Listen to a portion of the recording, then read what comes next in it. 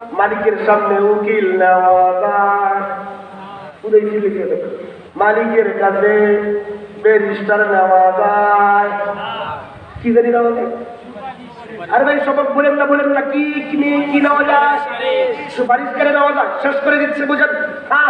হাসরের ময়দান মালিকের দরবার, হাসরের ময়দান মালিকের দরবার।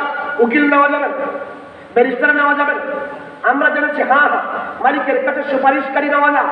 প্রশ্ন হলো হাসরের ময়দান মালিক আল্লাহর দরবারে কাকে কাকে সুপারিশকারী নেওয়া যাবে? সুনান ইবনে মাজাহ হাদিস নাম্বার 4313।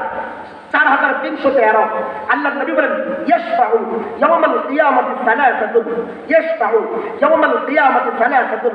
আল্লাহ নবী বলেন শুনো, হাসরের ময়দানে, কিয়ামতের ময়দানে মালিক আল্লাহর সামনে তিন প্রকার ব্যক্তিরা আল্লাহর কাছে সুপারিশ করার অধিকার পাবে। তিন প্রকার মানুষ মালিক আল্লাহর কাছে সুপারিশের অথরিটি পাবে, অধিকার পাবে। এরা কারা? আল্লাহ নবী বলেন শোনো, নম্বর 1 আল আম্বিয়া, নবীরা, সুম্মাল উলামা, নম্বর 2 আলেমরা, 3 নম্বর সুম্মা শুহাদা, শহীদরা।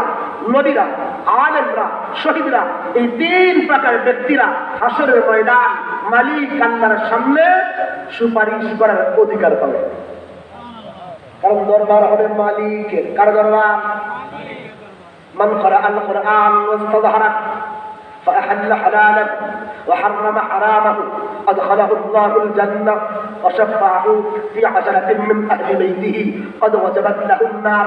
আল্লাহ নবী বলেন শুনো, যে ব্যক্তি কোরআন মুখস্থ করে এরপরে কোরআন অনুযায়ী জীবন চালায়, এর মানে আমল ওয়ালা হাফেজ। কি ওয়ালা হাফেজ? খালি মুখস্থ করে ফটকামি করে কোটা করে জানা হাফেজ, চুরি করে হাফেজ, চিরা করে হাফেজ, মিথ্যা বলে হাফেজ, ধোকা দেয় হাফেজ, প্রতারণা করে, এই হাফেজের কোনো বেল নেই। আল্লাহ নবী বলেন মান ক্বারাআল কুরআন ওয়াস্তাযহারাহু ফাআহাল্লা হালালাহু ওয়া হাররামা হারামাহু। হাফেজ হবার পরে কোরআন অনুযায়ী জীবন চালায়, হালাল মেনে চলে, হারাম থেকে বেঁচে থাকে, এর মানে আমল ওয়ালা হাফেজ। কি ওয়ালা হাফেজ? আমল ওয়ালা। আমি মজবুতির সাথে বলি, দৃঢ়তার সাথে বলি, হাদিসের মাঝে যত জায়গায় আলেমের ফজিলত আছে, এক জায়গায়ও শুধু আলেম উদ্দেশ্য না, উদ্দেশ্য হলো আমল ওয়ালা আলেম। কি ওয়ালা আলেম? আমরা খুশি হয়ে গেছি। কেন? ফজলুল আলিম কাফাদুল আজাদনা। আল্লাহ নবী বলেন শোনো, আলেমের মর্যাদা কেমন জানো? কারণ নবীর মর্যাদা যেমন সাহাবীদের উপরে এত দামি, সাধারণ আলেমের উপরে আলেমের মর্যাদা কেমন দামি। আমরা খুশিতে বলবো যে মৌলবী মানেই দামি। কে শিখাইছে? আপনি কেন খেয়াল করেন না? ফজলুল আলিম বলা হয়েছে। আর ইসলাম মারেফা সহ নির্দিষ্ট আলেম, সব আলেম আবেদের চেয়ে জীবনও শ্রেষ্ঠ নয়। হ্যাঁ, আমি জেনে বুঝে বলতেছি। এখানে বসে আমার মতো বহুত মোল্লা বয়ান করে, এখানে বসে অনেক সাধারণ মানুষ বয়ান শোনে। এই মোল্লা বয়ান করে যাবে জাহান্নামে, আর এই লোকটা বয়ান শুই না যাবে জান্নাতে। আমি বলে বুঝে দিতে পারছি কথা কি বুঝতেছে? অনেক বক্তা বয়ান করে কই দেবে জাহান্নামে, আর এই বক্তার বয়ান শুই না সুতা যাবে জান্নাতে। কথা কি বুঝতেছে? হ্যাঁ হ্যাঁ। এবং আরো 8 বার এখানে বসে বয়ান করে দেড় বেটারি বললো পড়ালেখা করে জিন্দগিতে ব্যাপারে জীবনে সিরিয়ালে আসে নাই, কোনো মধ্যে পাশ করা হেতুর আব্দুল আল্লাহ এখানে বসে বয়ান শোনে। এই মোল্লারে পড়াইতে পারবে, ওই মোল্লা ওই ব্যক্তির সামনে 31 থেকে আবান্ত করতে পারবে না, এমন অনেক জ্ঞানী মানুষ এখানে বসে বয়ান শোনে। এই বলে বলে দেবে যদি না এর মানে বক্তা মানে কি বড় আলেম?